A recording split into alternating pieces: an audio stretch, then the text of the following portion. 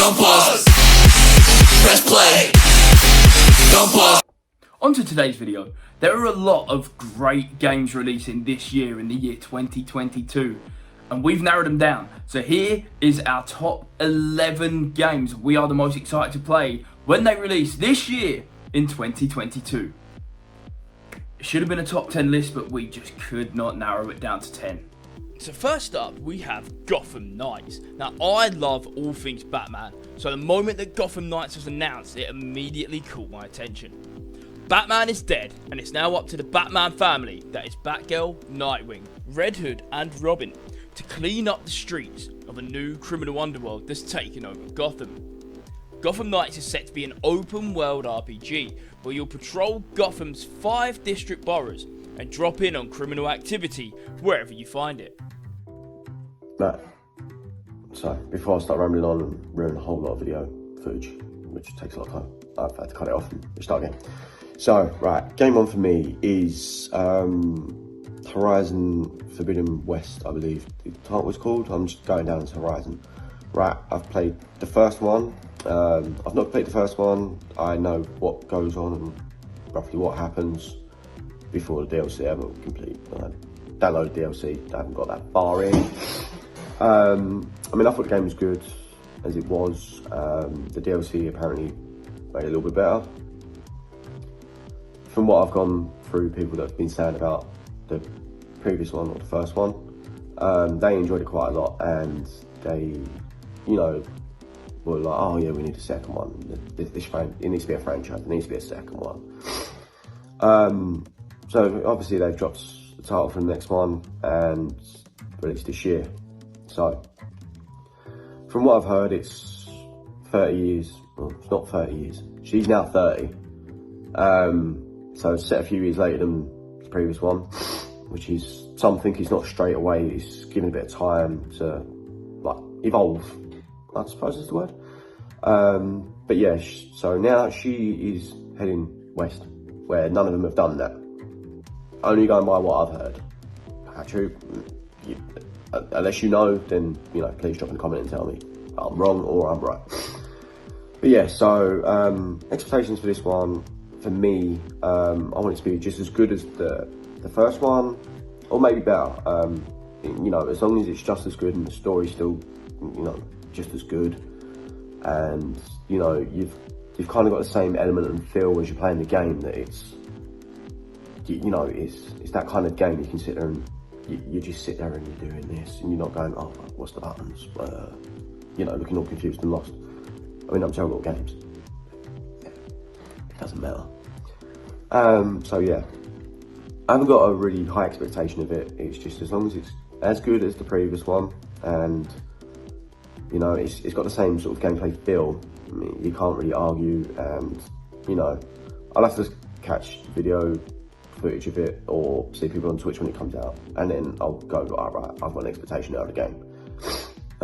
But when I do, I'll obviously try and do another video like this and say, right, well, my expectation now is, or, you know, it'll be thrown around. You see it somewhere on, I don't know, you see it somewhere, my expectation of this game. Right, so game 2 for me is God of War. I played previous God of Wars and I've loved them, and I thought they've only got better as the game series have gone on. Now, God of War I think is probably one of the best games that's ever come out. Compared to where it started to the last one that was out, it's grown massive. It's got a bigger fan base than I ever thought it would, to be fair. I mean, I didn't doubt it, but you know, I thought it was one of them games. So it's another game I haven't completed, to be honest, but I've seen it on Twitch and everything else, like sitting there watching people play it. I love it. Like, when stuff's not gone right for people, I've been getting angry. Like, well, not angry, but annoyed, because obviously they failed like that certain point. But you know, it's because I'm getting that involved in it, and I love the game. I found out what happened in the end, like for the ending, and pretty much throughout the whole game. It didn't ruin it as such, because it's one of them that I'm hoping to get back into and start gaming. But yeah, enough of the old one. We're on about the new one now that's dropping this year. Now, I'm expecting, I'll say big things, but I mean, it's God of War, so you kind of expect big things. But for me, I'm kind of hoping they don't, they haven't really ruined gameplay, have they? I'm kind of hoping they stick to the same sort of gameplay sort of way and the story that they're creating for it, or they've created for it, should I say. Either way, depending on obviously how far they got or whatever. They don't ruin the franchise, but I don't believe they will. I'm believing they're going to be making it like probably 80 billion hours worth of gameplay that you're going to, complete the game by finding all this chests and doing all this stuff and then run throughs and, expectations for it. I really do hope that they smash the previous one and make it better. But for me, if it's just as good as the previous one, then I'm all happy for it. I just really want the game to come out. I just want to sit there and play it. And then obviously, would they lead to a new one after that? Who knows? All depends. If they're willing to drop any DLC, whether it be, I don't care if it's armor, I don't care if it's weapons, or even a little side quest or something, something that would be nice for them. But yeah, so I can't wait for this one to come out. Probably one of my most anticipated games that's waiting to come out out of the list I've sort of looked at and thought, yeah. But yeah, no, God of War, definitely can't wait for this one.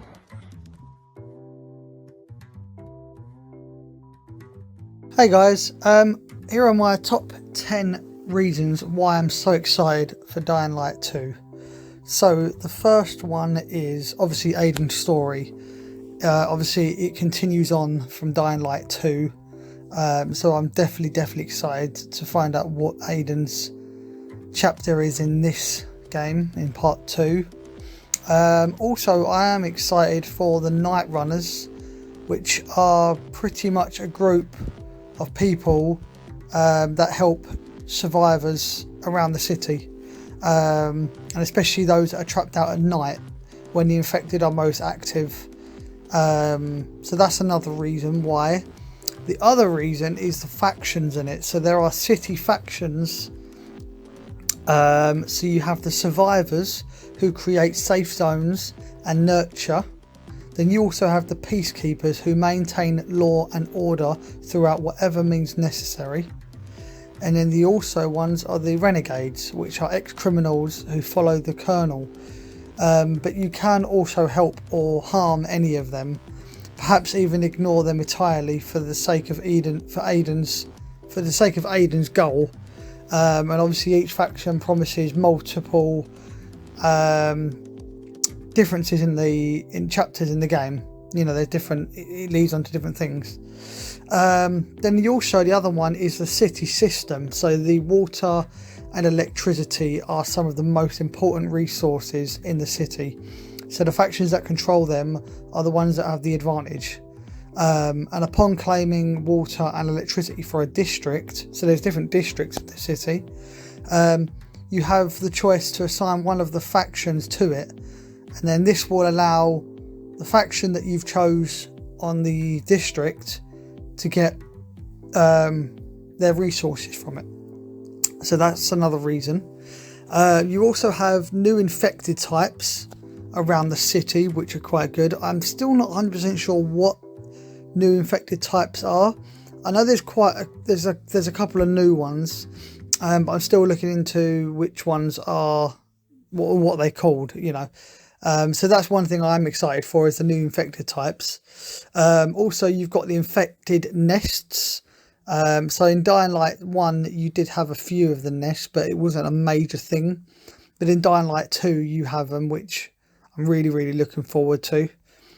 The parkour and the combat, as usual, parkour and combat in Dying Light 1 was amazing. So I don't have any problems with them in Dying Light 2, because it's going to be significantly expanded. And apparently there's over like 3,000 animations, which are ridiculous. So I'm really looking forward to that. And obviously when the expansion pass comes out, there'll be obviously DLC for it and everything. So I'll be definitely looking forward to that. But overall, I think Dying Light 2 is going to be one of the most, or maybe one of the best games in 2022. I really hope so. But yeah, I just wanted to let you guys know that. Cheers, bye. Up next is Starfield. Set to release at the tail end of the year, Bethesda developed Starfield will be exclusive to Microsoft. Sorry, PlayStation users.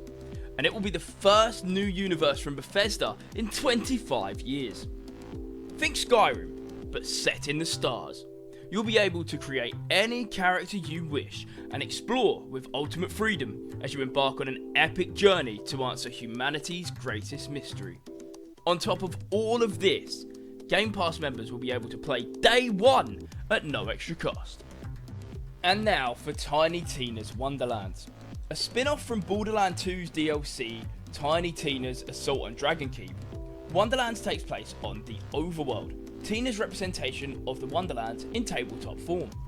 You'll be able to cast spells when bullets just aren't enough, smack your enemies back with melee attacks, and battle your foes in co-op mode.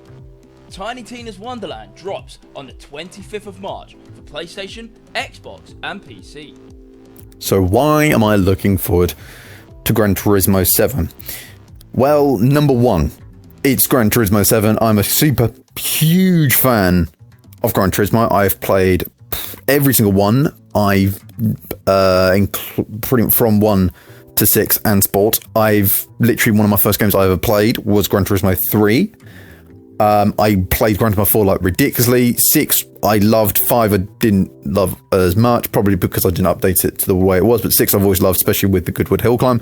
And then Sport I've played way too much, probably in my opinion, which is why I'm very hyped for it, because Sport for me was one of the best drivable and handling games on a console that I have ever played. Forza, a lot of people talk about being really good, but Gran Turismo now smashes that out of the park with the smooth controls, the full rotation, meaning you can get a proper feel of the car. It doesn't feel understeery or oversteery. The quality of the game looks immense. I mean, it does bring me some concern over how big the file size is going to be for the PlayStation 5 and 4. I mean, obviously the PlayStation 5 will even be bigger. I mean, I've already pre-ordered the game. I'm not I mean, this is like, I pre-ordered it last year, immediately when they started announcing physical pre-orders. I mean, I went for the top notch, like the full £90 version. That's how much I'm looking forward to it. I mean, they're bringing back Trial Mountain, a very much loved track from the old days of Gran Turismo 4, Gran Turismo 5, that has had a complete rehaul with some of the corners, including the infamous kind of final corner, which literally used to tip cars over that. They've now cut that so it can't happen. I mean, there are hopefully more cars coming over. Obviously, there are a load of like manufacturers and cars that, I mean, will be returning, and will we get a mixture of old and used? It's like the videos and the trailers they've been showing have been just gorgeous, and it's just making me just really more hyped for it than ever. I mean, this game could change everything for racing games and console. I think this will be the peak of what games like sim races should be like. I mean, the online has been really good in Sport, and I love the whole licensing system of like having like doing well and all that with sportsmanship. I think it really makes it very much clearer that the where you are is more fairer, and if you are a nuisance and keep taking people out and just bashing people, you'll be full of people who do the same. Like when I think it was one of the games did a whole mod server for hackers, which was only there for a little while before it then got taken down. But no, in all seriousness though, Gran Turismo 7, I think it could be, I mean, bear in mind, this is only coming out in March. So the time of me recording this and this going out, it'll be less than 2 months. This is probably the most hyped game I am looking forward to. Hey guys, here are my top 10 reasons why I'm so excited for Elden Ring. The first reason is the boss fights. I mean, every single kind of Dark Souls game, or Sekiro Shadow Die Twice, or Bloodborne, they all have amazing bosses, and that's one reason why I'm looking forward to it, is the boss fights. They're going to be very, very hard, very challenging, but but I think it's gonna be good. The second reason is that it's an action role-playing game with a bigger emphasis on role-playing. So, for example, Elden Ring is set in a new dark fantasy action. It's a new dark fantasy action RPG, full of things that we weren't able to do in Dark Souls series. So the character customization is going to be a big part of Elden Ring. Sekiro Shadow Die Twice was an action adventure game, but now From Software is heading back into the role-playing direction with possibly more customization than ever before, which will be really, really good, because then at least you can make your own style character, and it doesn't have to be kind of like a plain boring character. It can be your own person, you know. The third reason why I'm excited for it is the exploration of the world. Apparently the world is very, very, very big, and I'm also excited for it because the Elden Ring could be more than more of an open world game than Dark Souls, which has taken on more linear progress in recent games. Hopefully this game gets the open world blend right, which will be good. And also the fact that Elden Ring will be an open world game could be good or bad. Open world games with lots of enemies and story elements are good, but big open spaces and tendencies travelling is bad. With great minds like the guys are making the game, it should be the former rather than later. If you kind of understand what I mean there. The fourth reason why I'm excited for it is it's been in the development phase since 2017, which 2017. Sorry. So it's given it a lot of time for the developers to rework on it and everything. So that's another reason why I'm excited for it, is because it's had plenty of time to be worked on and kind of really focused on, you know, not rushed. The fifth reason why I'm excited for it is that it is coming this year. It will be at the end of February. I think it's the 25th of February it's coming out, if I'm not mistaken. So that's good, but it was delayed. It was meant to be out last year, 2020, but it was delayed. Oh no, we're in 2022, sorry. So yeah, it's been delayed 2 years. So yeah. Also, the sixth reason why is that it's the same developer of Dark Souls and Bloodborne that's working on the Elden Ring. So if you ever play Dark Souls or Bloodborne, you know exactly what style of game they are. They're very hard, they've got puzzles, they're very, very action based and very, very challenging, and you've got to have a lot of patience, you know. You've got to have a lot of patience with it. And the seventh reason why I'm excited for it is that apparently the game revolves around a ring.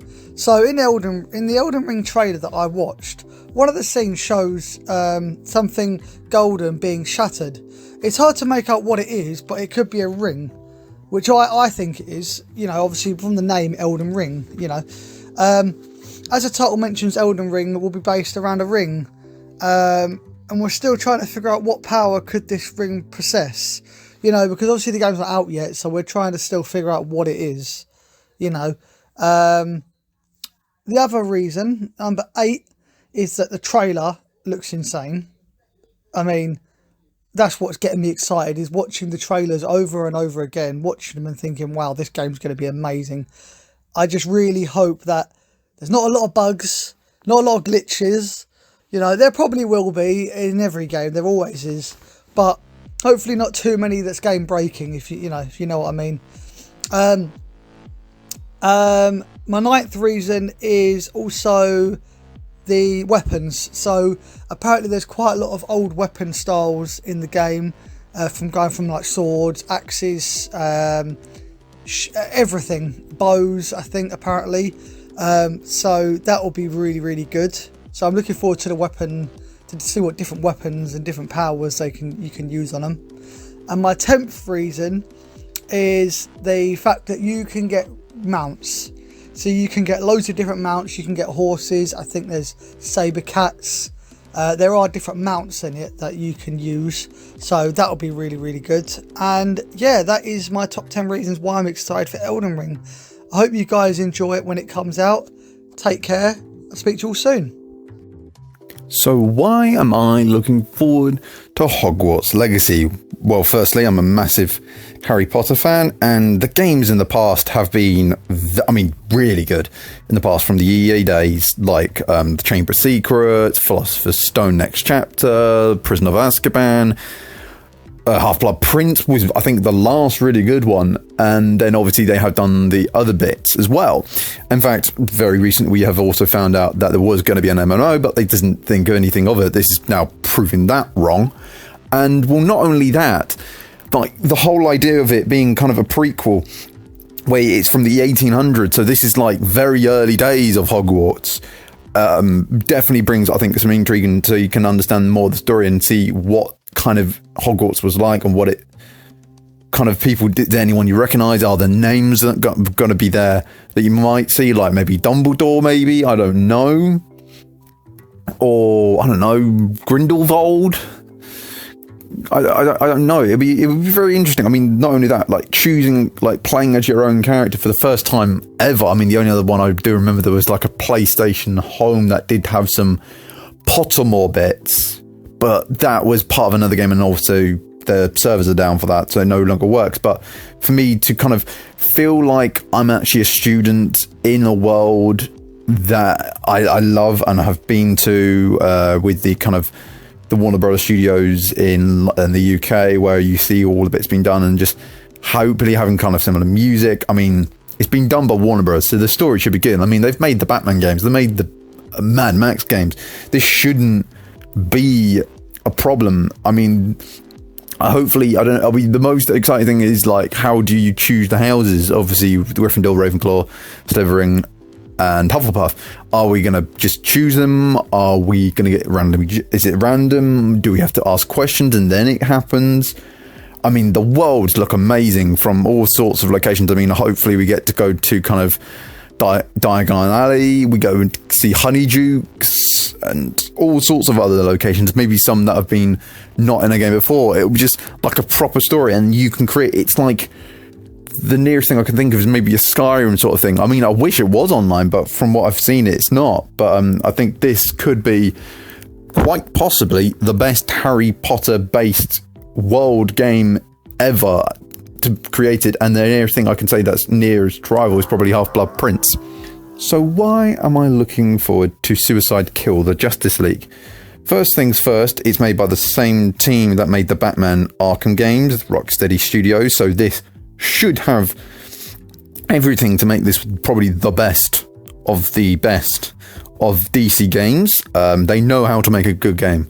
And secondly, I love Suicide Squad. I love the idea of playing a villain and having not one but two, but maybe four characters, like got Killer Shark, you've got Harley, you've got Deadshot, and Boomerang, I'm going to call him, but I don't know the name off the top of my head. This looks very well, and it's continuation from the Batman Arkham series after what happens at the end of Arkham. Not giving too much away, spoilers, it's worth a play if you haven't. Hopefully, this world just looks amazing with the ideas, and it's even got the same voice for Harley as the other Arkham games, so that keeps me really knowing that this is going to be good. And I know, obviously, there is another game that's also coming around at the same time, I think made by a different studio, that is also rivaling this. So I like this also, compare this rival to see which of the DC games that come out this year will be the best. I mean, for me, it'll be Suicide Squad. I think it's my type of game.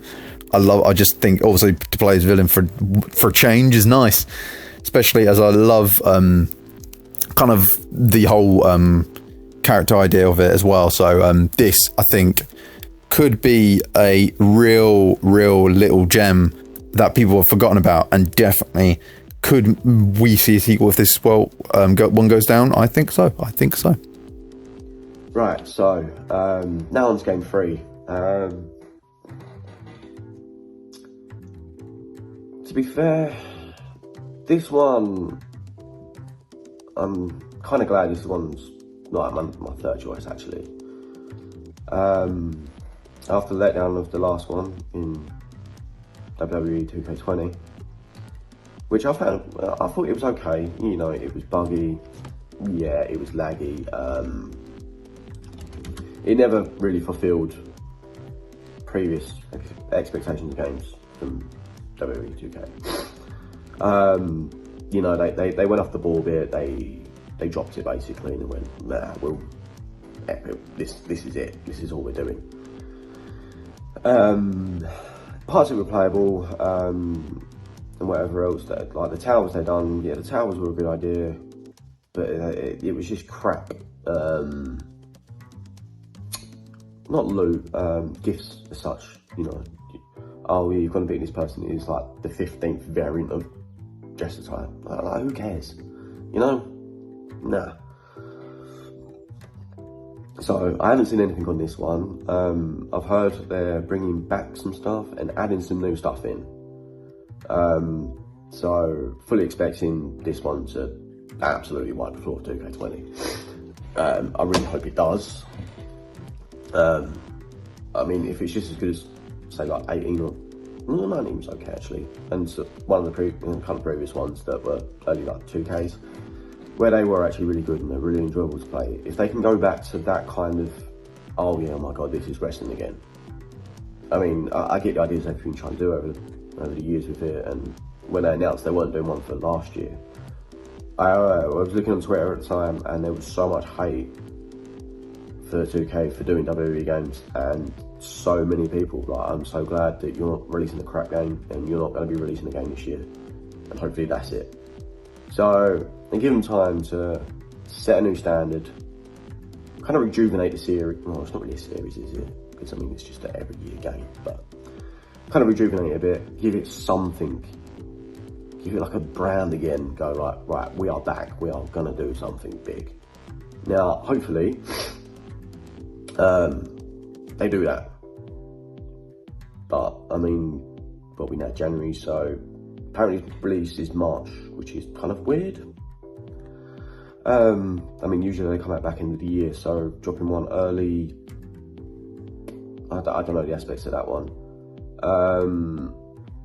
So yeah, hopefully it actually goes back to being a brilliant game again. If not, I think 2K needs to drop the title and give it to someone else who's actually willing to put the time and the effort into doing this. Alright, so yeah, I've dropped my 3. I know some of the other guys have got their games. I don't know if I'm beginning, end, whatever. But to me, it doesn't really matter. It's a group thing. And yeah, my beard is really annoying me today. So, for me, this is a signing off video. I've done it in little parts because otherwise I do one big video, it rambles on, and I can't send it out anywhere. And obviously I'm rambling on now, which you know, nobody wants because I'm probably boring everyone now. But yes, little signing off video. If there's any games or you see any content of any new games that drop in that you find interesting, or you think any of us guys over at the esports team that are in the Play Fight group, or if you want to be part of the Play Fight group, you know, anyone's more than welcome. But is there anything that you want to see, or you know, you want us to look at and give a review or anything, please drop in the comments. I am sure that you'll find a lot of us at the esports, hold on, give me a minute, Essex Esports on Twitter. You'll find Kingy under K12 Productions. You'll find me under ReggieG06 on Twitter.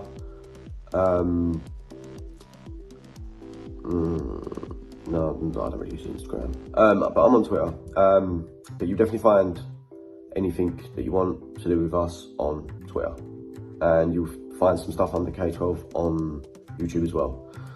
But yeah, so if there's anything if you want to be involved, please jump onto Twitter. We are on there. You send a direct message, you get a response, you get anything, you know, even if it's a bit of help, or if you see something, drop a link in the comments, do whatever you need to do.